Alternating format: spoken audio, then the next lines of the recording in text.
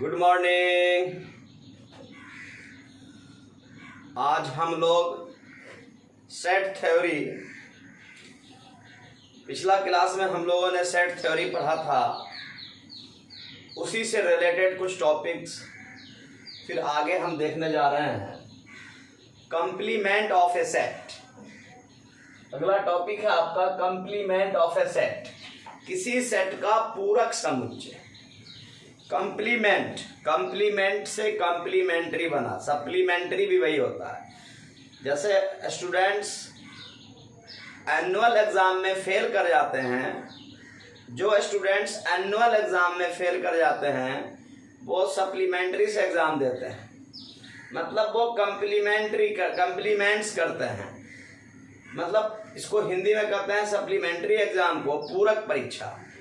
जो वार्षिक परीक्षा में फेल कर जाता है, एनुअल एग्जाम में जो स्टूडेंट फेल कर जाता है वो सप्लीमेंट्री एग्जाम देता है। सिमिलरली ये सेट सप्लीमेंट्री एग्जाम के जैसे है। कंप्लीमेंट ऑफ ए सेट, किसी सेट का कंप्लीमेंट क्या है, तो हम लोग ऐसे करते हैं कि अगर मान लिया कि ए कोई सेट है, किसी और यू या एस कोई यूनिवर्सल सेट है, हमने लिखा complement of A set A is denoted by A dash और ए पर पावर सी। किसी सेट ए का कंप्लीमेंट ए डैश से या A to the power C से डिनोट किया जाता है, और वो है क्या, तो all those elements belong to A dash और ए पर power C which are not in A, मतलब ए डैश में ए के कंप्लीमेंट सेट में, ए के कंप्लीमेंट सेट में वह सब एलिमेंट्स बिलोंग करता है जो ए में ना हो, विच आर नॉट इन ए। मैंने यहां लिखा all those elements belong to A dash which are not in A. तो ए में जो ना हो, जो एलिमेंट सेट ए में ना होगा वह उसके कंप्लीमेंट सेट ए डैश या ए टू दी पावर सी में होगा। तो मतलब कि जो एलिमेंट्स ए में नहीं होगा तो वो ए डैश में होगा। इसका क्या मतलब हुआ, तो इसका मतलब हुआ कि सपोज कर लीजिए कि एस कोई यूनिवर्सल सेट है और इस यूनिवर्सल सेट के अंदर ए कोई सेट है। अब हम लोगों को ए सेट का पूरक समुच्चय यानी कंप्लीमेंट सेट ए डैश लिखना है। तो ए डैश में वह सब एलिमेंट आएगा जो ए में नहीं होगा। तो मतलब कहने का कि एस और ए का ये डिफरेंस सेट होगा, यानी एस में से ए घटा देंगे, एस सेट में से यूनिवर्सल सेट एस में से ए सेट घटाइए, सब्ट्रैक्ट कीजिए, तो जो बचेगा वो कहलाएगा आपको सप्लीमेंट्री या कंप्लीमेंट्री या कंप्लीमेंट सेट। तो देखिए एस में से अगर ए घटाते हैं, ए को सब्ट्रैक्ट करते हैं, माइनस करते हैं, तो 1 2 3 माइनस हो जाएगा, सॉरी 1 3 5 माइनस हो जाएगा, तो बचेगा 2 4 6। ये 2 4 6 आप देख रहे हैं कि सेट ए में बिलोंग नहीं कर रहा है, तो ऐसे सेट को हम लोग कहेंगे सेट, इस सेट को हम लोग इस सेट का कंप्लीमेंट सेट कहेंगे और इसको ए डैश से या A to the power C से डिनोट करेंगे। तो क्लियर है, फिर से एक बार मैं आपको रिपीट करता हूं। मान लो एस कोई यूनिवर्सल सेट है और उस यूनिवर्सल सेट के अंदर एस कोई सेट है। अब कंप्लीमेंट सेट, तो कंप्लीमेंट सेट को हिंदी में हम लोग पूरक समुच्चय कहते हैं। तो कंप्लीमेंट सेट, ए सेट का जो कंप्लीमेंट सेट होगा उसको हम लोग ए डैश से या A to the power C से डिनोट करते हैं, और इसमें वह सब एलिमेंट बिलोंग करता है जो ए में ना हो, मतलब S minus A. Complement set of A is the difference of universal set S and set ए।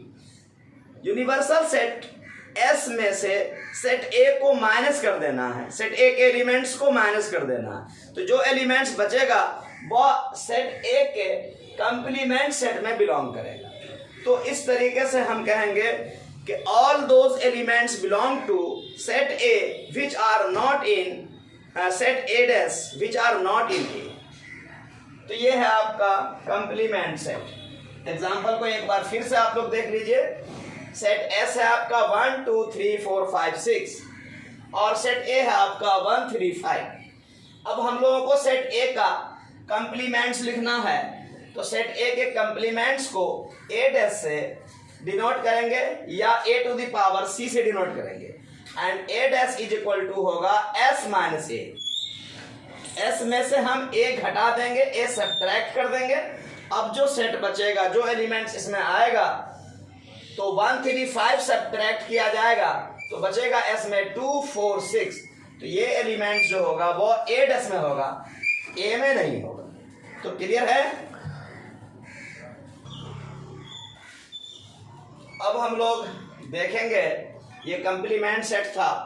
जो कंप्लीमेंट सेट क्लियर हो गया होगा आप लोगों को कि ऐसा सेट, किसी सेट ए का कंप्लीमेंट सेट ए डैश से या A to the power C से डिनोट किया जाता है और उसमें वह सब एलिमेंट होता है जो सेट ए में नहीं होता है। तो वह एलिमेंट कहाँ से आएगा? तो वह यूनिवर्सल सेट से आएगा। यानी सेट ए का complement set A dash is the difference of universal set and set A.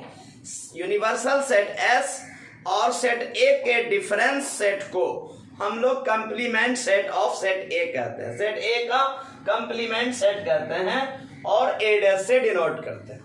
Okay, अब इस पर कुछ लॉज है। हम लोगों ने यूनियन और इंटरसेक्शन पढ़ा था पिछले क्लास में, तो उस पे लॉज है, laws of set operation. Union and intersection को हम लोगों ने ऑपरेशन ऑफ सेट्स कहा था। तो ऑपरेशन ऑफ सेट्स में हम लोगों ने यूनियन और इंटरसेक्शन देखा था पिछले क्लास में।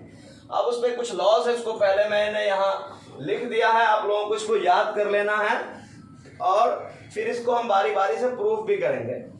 तो लॉज ऑफ सेट ऑपरेशन, तो पहला ऑपरेशन का नाम है, पहला प्रॉपर्टीज का नाम है आइडेम्पोटेंट लॉ।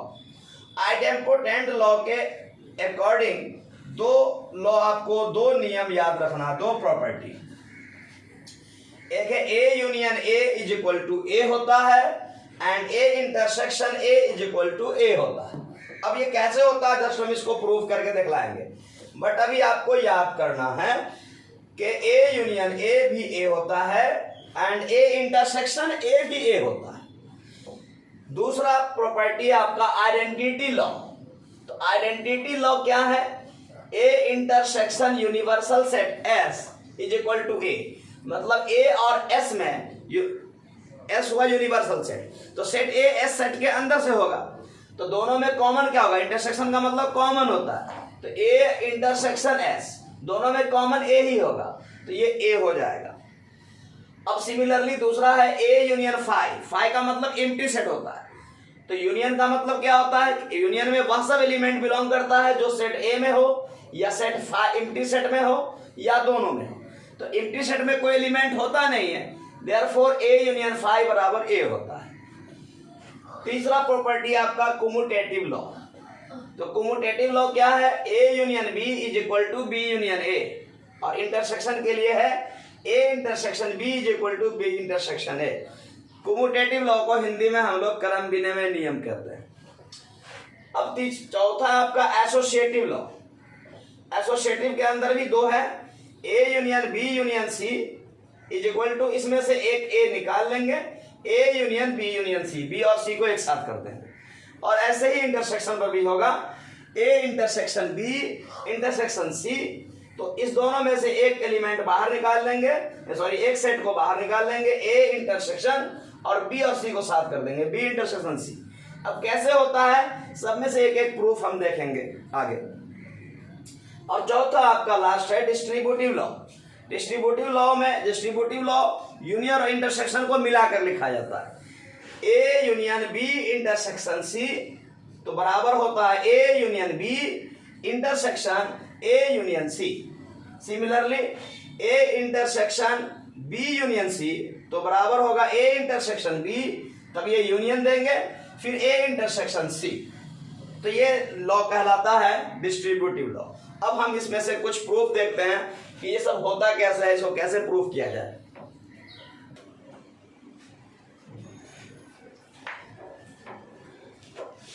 अब हम लोग इसका प्रूफ देखने जा रहे हैं। जो प्रॉपर्टीज अभी मैंने आपको बताया कैसे ये प्रूफ होगा? तो आइडेम्पोटेंट लॉ में A union A is equal to A होता है और फिर A intersection A is equal to A होता है। तो देखिए मैंने दोनों को प्रूफ किया। लेट मान लिया कि एक्स बिलोंग करता है ए यूनियन ए में, तो यूनियन का मतलब और होता है या, और इंटरसेक्शन का मतलब एंड होता है। तो मान लिया मैंने कि x बिलोंग करता है ए यूनियन ए में। x कहाँ बिलोंग करता है? ए यूनियन ए में। तो x बिलोंग करता है ए यूनियन ए में कहने का मतलब कि x ए में बिलोंग करता है और x ए में बिलोंग करता है।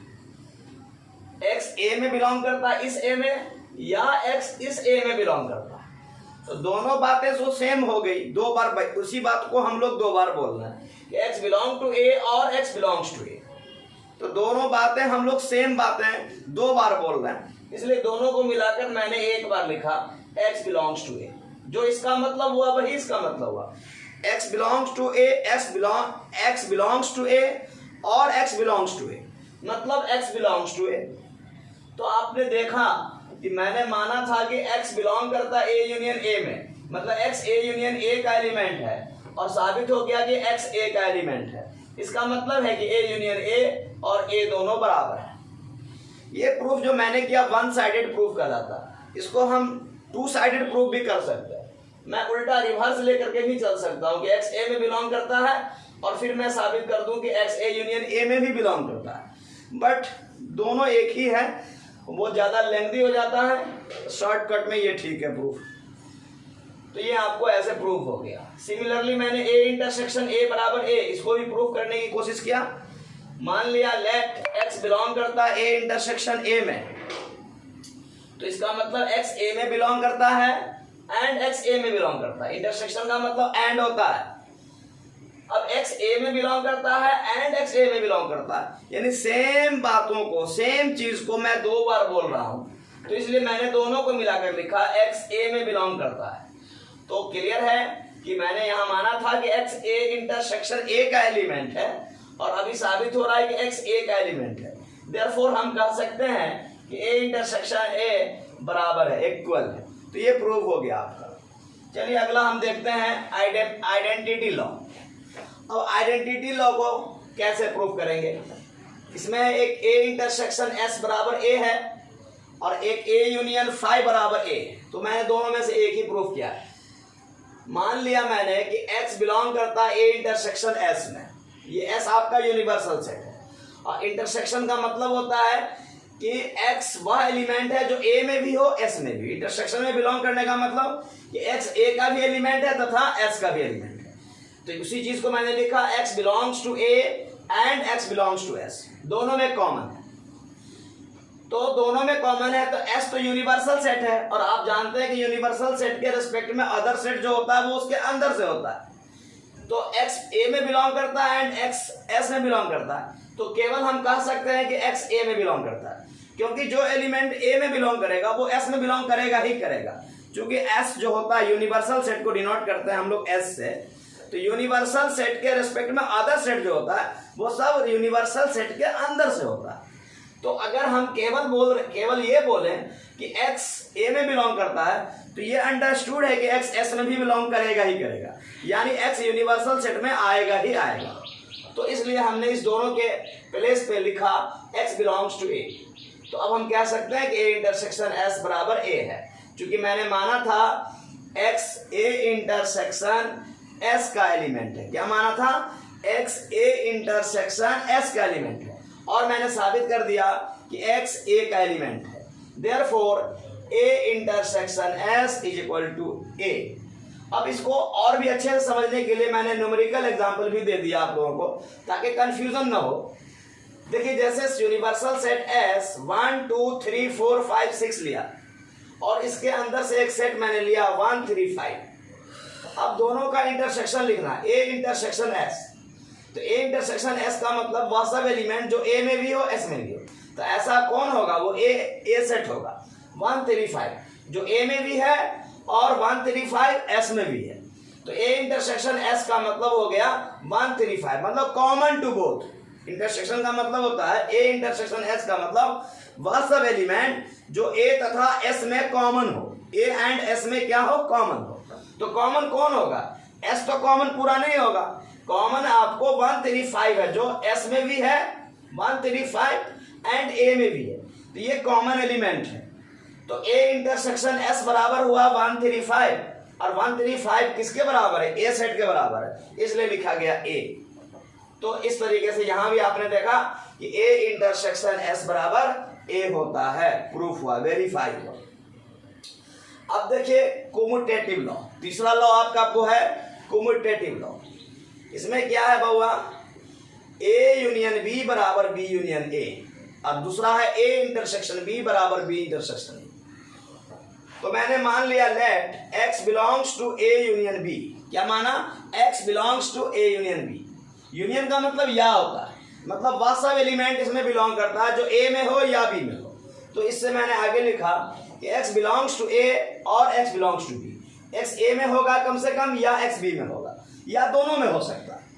ए यूनियन बी में वह सब एलिमेंट, मैंने डेफिनेशन में लिखाया था ए यूनियन बी के कि all those elements belong to A union B which are either in A और इन बी और in both A and B. मतलब वह सब एलिमेंट ए यूनियन बी में बिलोंग करता है जो या तो ए में हो या बी में हो या दोनों में हो, मतलब ऑल एलिमेंट्स कहीं ना कहीं आ ही जाता है, कम से कम दोनों सेट में से किसी एक सेट में बिलोंग करता है। तो x अगर ए यूनियन बी का एलिमेंट है तो इसका मतलब हुआ x ए का एलिमेंट है या x बी का एलिमेंट है। तो इसी को हम पलट करके भी लिख सकते हैं, उल्टा भी, x बी का एलिमेंट है या x ए का एलिमेंट है। अब जब x बी का एलिमेंट है या x ए का एलिमेंट है तो हम इसको लिख सकते हैं कि x बी यूनियन ए का एलिमेंट है, क्योंकि जो एलिमेंट बी यूनियन ए में बिलोंग करेगा वो या तो बी में बिलोंग करेगा या ए में बिलोंग करेगा। तो क्लियर है कि मैंने माना था कि x belongs to A union B, और अब साबित हो रहा है कि x belongs to B union A. तो मैं कह सकता हूं कि ए यूनियन बी बराबर B union A, hence A union B बराबर बी यूनियन ए, ये प्रूव्ड हुआ। ठीक है, उम्मीद करता हूं, मैं आशा करता हूं कि आप लोगों को बढ़िया समझ में आ रहा है। किसी प्रकार का प्रॉब्लम हो तो हमारे कमेंट बॉक्स में ज़रूर कमेंट कीजिए, हम इसको फिर से और अच्छे से बताने की कोशिश करेंगे। Thank you.